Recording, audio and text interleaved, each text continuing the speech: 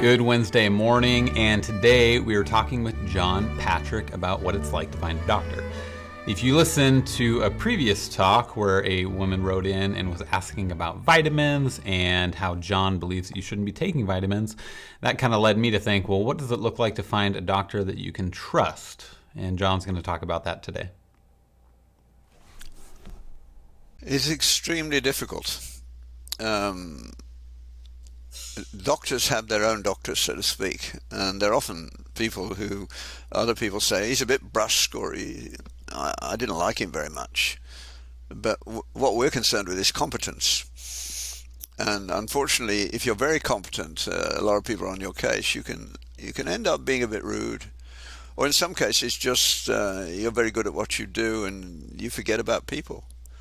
I know, for instance, there's a very good ophthalmological surgeon in Toronto, and a guy I met, we were talking, he said, he's an academic, he said, I was having real visual problems, and I went to through the process, and I was in the end sent to this guy. They said he's the best in Toronto for what you need.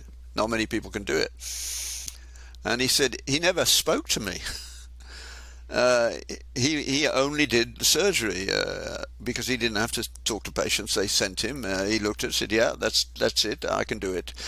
And he said he was already mussed when I walked in, and he said, it'll take me about whatever time was.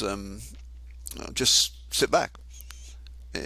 He didn't say anything to me about how I was feeling. He wasn't interested. He said, I couldn't believe that he didn't even bother to tell me his name or introduce himself. He just said, get in the chair and I'll do it.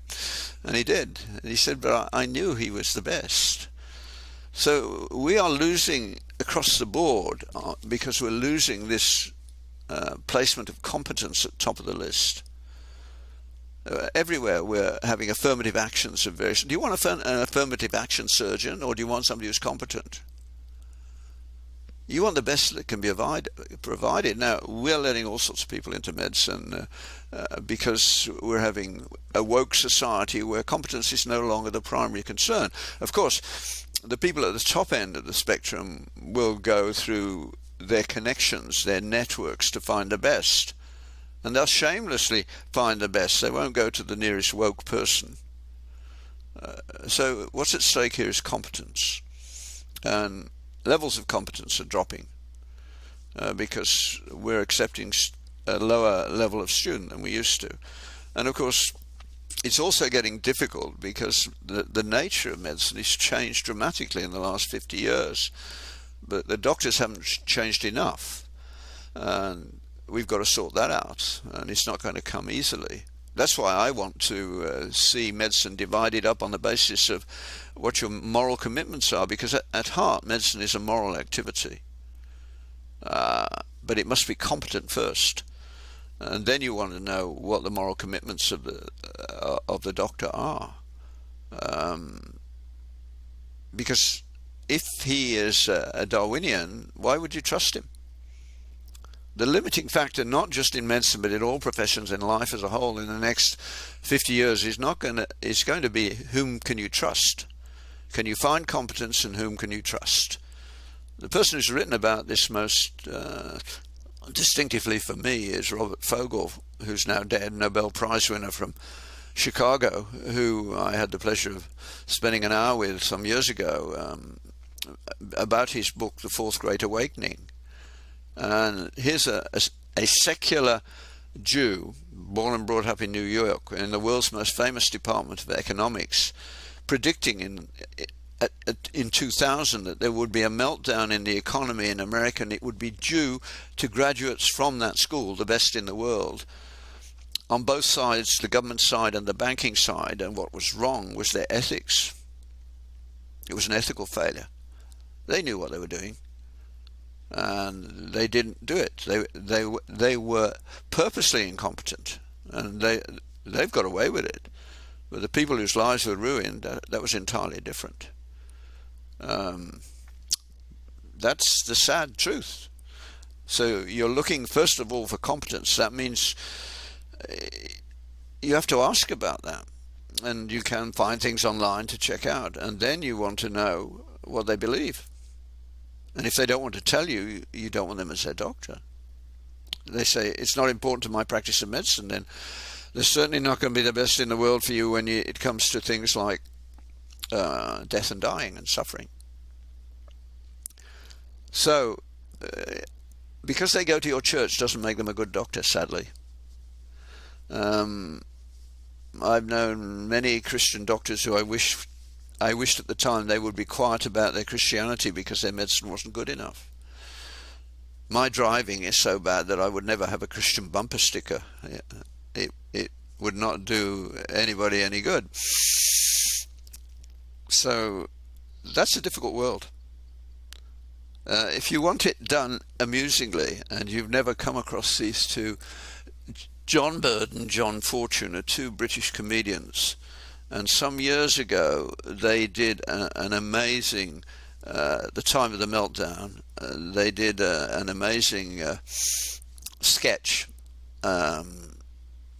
called it's all about the subprime fiasco. So you put those two names and subprime fiasco into